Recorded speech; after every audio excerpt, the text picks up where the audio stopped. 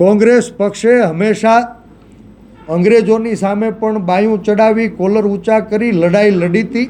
અંગ્રેજોના જુલ્મ સામે પણ કોંગ્રેસ લડી હતી અને આધુનિક અંગ્રેજો કોઈ પણને ક્યાંય વગર કારણે ફસાવવાનો પ્રયાસ કરશે, ડરાવવાનો પ્રયાસ કરશે, ધમકાવવાનો પ્રયાસ કરશે, ખોટા કેસ કરીને જેલમાં ધકેલવાનો પ્રયાસ કરશે, તો આખી કોંગ્રેસ આવા દરેક લોકોની સાથે ઊભી છે. ખંભે ખંભો મેળવી આ બીજી આઝાદીની લડાઈને આગળ ધપાવશે. ભાજપના જ પેજ પ્રમુખોએ આ પત્રિકાનું વિતરણ કર્યું કથિત રીતે આપ કહી રહ્યા છો, તો આપની પાસે જો કઈ પુરાવા હોય તો આપ સામે એમની સામે ફરિયાદ કરવા અથવા કોંગ્રેસ ફરિયાદ કરશે? સરકાર તટસ્થ તપાસ કરવી જોઈએ. વડોદરામાં પણ પત્રિકા કોણે છપાવી એના મૂળ સુધી ભારતીય જનતા પાર્ટીની સરકારે જવાનો પ્રયાસ કર્યો હોત તો કમલમની કાર્યાલયેથી કકળાટનો સંદેશ ગુજરાતની જનતા સુધી પહોંચ્યો હોત. હું પોલીસ વિભાગને પણ વિનંતી કરું છું કે આ પત્રિકા કોણે છપાવી, શું કામે છપાવી, જે સત્ય હકીકતો છે, જેનાથી ગુજરાતનો જન વાકેફ છે, આવી પત્રિકા નામઠામ વગર છપાવવાનો કોઈ મતલબ નથી. મને એવું લાગે છે કે મૂળ ભાજપના ભડકેલા પેજ પ્રમુખો પાસે નામઠામ વગરની પત્રિકાઓ વહેંચાવી અને ખોડલધામ યુવા સમિતિના કાર્યકરોને ફસાવવાનું કોઈએ ષડયંત્ર રચ્યું છે. પોતાનું મિશન પાર પાડવા માટે ખોડલધામ અને કોંગ્રેસને બદનામ કરવાનું ષડયંત્ર રચ્યું છે. આપણે સૌ સાક્ષી છીએ. ગાંધી અને સરદારનું ગુજરાત, ગાંધીજીએ આઝાદી અપાવી, સરદાર સાહેબે અખંડ ભારતનો પાયો નાખ્યો, બાબા સાહેબે બંધારણથી 18 વર્ષની અધિકારની યાત્રા શરૂ કરી હતી.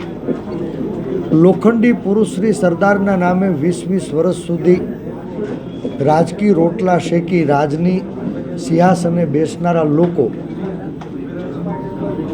જે પાર્ટીને મુખ્યત્વે બળ પૂરું પાડનારા પાટીદાર અને ક્ષત્રિય સમાજ 24ની ચૂંટણીએ પડકાર બનીને ઉભર્યા ત્યારે સૌ પ્રથમ પાટીદારો અને ક્ષત્રિયોની વચ્ચે વર્ગ વિગ્રહ પેદા કરવાનો પ્રયાસ થયો.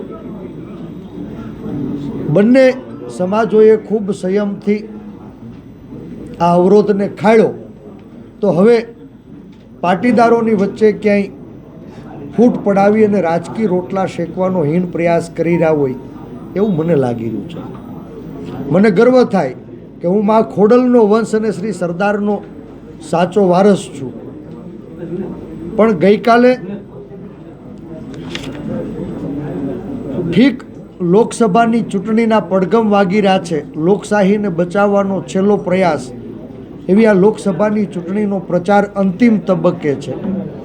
ભારતીય જનતા પાર્ટીએ ખૂબ પ્રયાસ કર્યો હોવા છતાં રાજકોટના રણ મેદાનમાં 18 વરણ એક થઈ ભારતીય જનતા પાર્ટીની નિષ્ફળ નીતિઓ સામે જ્યારે સવાલ ઉઠાવી રહ્યા છે, ત્યારે ક્યાંય ને ક્યાંય લોકોનું મંદી, મોંઘવારી, બેરોજગારી, અત્યાચાર, ભ્રષ્ટાચાર, ફી માફિયા, જમીન માફિયા, ભૂ માફિયા, ડ્રગ્સ માફિયા, કર આતંકવાદ, ટોલ આતંકવાદ સહિતની વિવિધ સમસ્યાઓથી ધ્યાન ભટકાવવા માટે રાજકોટ તાલુકા પોલીસ સ્ટેશનમાં ભારતીય જનતા પાર્ટીના કહેવાથી એની પોલીસે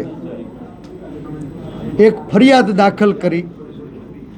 IPC 153A, 188, 114, public representative act 125, 127A4 મુજબ ગઈકાલે 2 મેના રોજ અંદાજિત 12 વાગ્યાના સુમારે આ ફરિયાદ દાખલ કરવામાં આવી છે. ફરિયાદના મુદ્દા શું છે? અમે તો આવી કોઈ પત્રિકા જોઈ નથી. કોંગ્રેસ પક્ષના કાર્યકર્તા તરીકે સમાનતા અને સદભાવનાના પાયા ઉપર આ દેશને લાગણીના તાતને જોડવાનું મિશન લઈ હું આ રાજકોટના રણ મેદાનમાં છેલ્લા 15 દિવસથી પ્રચાર કરી રહ્યો છું. આપ સૌ એના સાક્ષી છો કે ભારતીય જનતા પાર્ટી જે વર્ગ વિગ્રહ કરાવવાનો પ્રયાસ કરી રહી હતી એને નિષ્ફળ બનાવવામાં હું અને રાજકોટનો જન સફળ થયો. ત્યારે ફરી પાછા ભાગલા પડાવવા માટે થઈને એક ફરિયાદ દાખલ કરી અને ફરિયાદમાં મુખ્યત્વે 10 મુદ્દાઓનો જે ઉલ્લેખ કર્યો એ મારા ધ્યાન ઉપર આવ્યો છે. ભારતીય જનતા પાર્ટીના અંદરોઅંદરના વિખવાદનું પરિણામ મુદ્દા નંબર 1 જે ફરિયાદ થઈ છે એ મુજબ રાજકોટ લેવા પટેલોની પરંપરાગત બેઠક હતી તો એને છીનવવાનો ભારતીય જનતા પાર્ટીના નેતૃત્વએ શું કામે પ્રયાસ કર્યો. મને લાગે છે કે આ જનસંઘની સિંચેલી ભૂમિ ઉપર ભારતીય જનતા પાર્ટીના કેટલાય પાયાના આગેવાનો સંસદ બનવાનું સપનું જોઈ રહ્યા હતા, પણ એના અહંકારી રાષ્ટ્રીય નેતૃત્વએ એ અવસર ન આપ્યો. એટલે પેટમાં દુખતું હોય અને માથું કૂટવાનો ક્યાંક ભારતીય જનતા પાર્ટીના નેતાઓ દ્વારા જ પ્રયાસ થયો હોય એવું પ્રથમ નજરે લાગી રહ્યું છે. આ ફરિયાદમાં બતાવ્યા મુજબ બીજો મુદ્દો જે ઉચ્ચાર્યો છે, ભાજપના હાલના ઉમેદવારી લેવા પટેલોના કટ્ટર વિરોધી છે એવું ફરિયાદમાં એ પત્રિકાનો ઉલ્લેખ કરીને નોંધ કરવામાં આવી.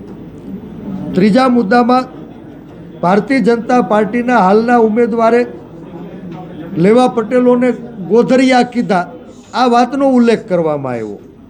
ચોથા મુદ્દામાં કેશુભાઈ પટેલને ભારતીય જનતા પાર્ટીના હાલના ઉમેદવારે ભાદરવાના ભીંડા કહીને અપમાન કર્યું હતું, આ વાતનો આ પત્રિકામાં ઉલ્લેખ કરવામાં આવ્યો.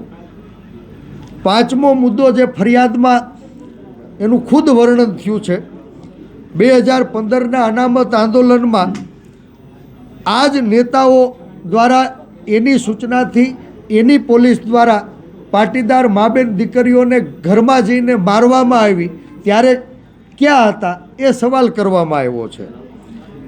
છઠ્ઠો મુદ્દો જે ફરિયાદમાં ઉલ્લેખ થયો છે, આનંદીબેન પટેલને મુખ્યમંત્રી પદેથી હટાવવા માટેનું ષડયંત્ર કોણે રચ્યું હતું એ સવાલ ક્યાંય ભારતીય જનતા પાર્ટીના હાલના ઉમેદવાર સામે ઊભો કરવામાં આવ્યો છે. સાતમો મુદ્દો જે ફરિયાદમાં ખુદ ફરિયાદ કરનારા લોકોએ ઉલ્લેખ કર્યો છે, મોહનભાઈ કુંડારિયાને લેવા પટેલોએ મત આપ્યા હતા તો હવે પરેશ ધાનાણી ઉમેદવાર તરીકે લડી રહ્યા તો કડવા પટેલ મત આપશે કે કેમ, આ સવાલ પૂછવામાં આવ્યો છે. આઠમા મુદ્દામાં જે ફરિયાદની અંદર ઉલ્લેખ છે કે માં ઉમાના વારસદારો એવું અભિમાન કરે છે કે માં ખોડલના વંશજો સામાજિક અને રાજકીય રીતે 50 વર્ષ પાછળ છે, તો શું એને આગળ આવવાનો અધિકાર નથી? આ ફરિયાદની અંદર આ વાતનો ઉલ્લેખ કરવામાં આવ્યો છે. નવમા મુદ્દામાં જે ફરિયાદની અંદર ઉલ્લેખ થયો એનો સાર છે કે જ્યારે મત લેવાના હોય ત્યારે સમસ્ત પાટીદાર અને મત દેવાના થાય ત્યારે લેવા કડવાને કોણ લડાવે છે, આ સવાલ ફરિયાદની અંદર એનો ઉલ્લેખ કરવામાં આવ્યો છે. અને 10મો સવાલ જે ફરિયાદની અંદર ઉઠાવવામાં આવ્યો છે કે 2 દાયકા પછી રાજકોટ સંસદીય મત વિસ્તારમાં લેવા પટેલ ઉમેદવારને પ્રતિનિધિત્વ મળ્યું ત્યારે જ આ લેવા કડવા પટેલો વચ્ચે વૈમનસ્ય પેદા થાય એવો પ્રયાસ કોણ કરી રહ્યા છે? આ હું નથી કહેતો, મેં આવી કોઈ પત્રિકા જોઈ નથી, હું કે મારી પાર્ટીએ આવી કોઈ પત્રિકા છપાવી નથી, હું કે મારી પાર્ટી ક્યાંય સમાજની અંદર વિભાજન થાય 20 વર્ષનો મારો રાજકીય ટ્રેક રેકર્ડ છે.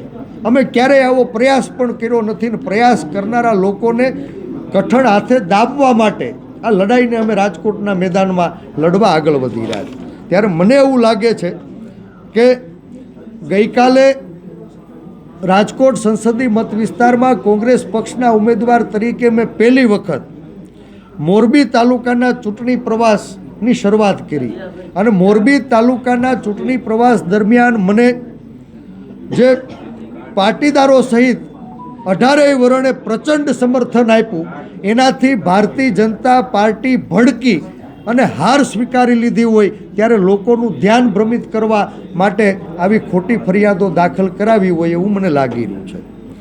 તંદુરસ્ત ચૂંટણીમાં અવરોધ પેદા કરવા માટે પોલીસ તંત્રનો આજે શાસકો દ્વારા અહંકારી શાસકો દ્વારા દુરુપયોગ થઈ રહ્યો એ દુઃખદ છે.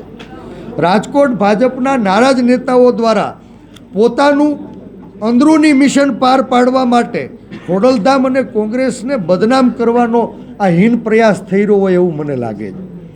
મૂળ ભાજપના ભડકેલા પેજ પ્રમુખો પાસે નામઠામ વગરની પત્રિકાઓ વેચાવી અને ખોડલધામ તથા કોંગ્રેસના કાર્યકર્તાઓ એને ક્યાંય ફસાવવાનું ષડયંત્ર થયું છે તો આ ષડયંત્ર કોણે રચ્યું એ તપાસનો વિષય છે. આ પહેલું નથી.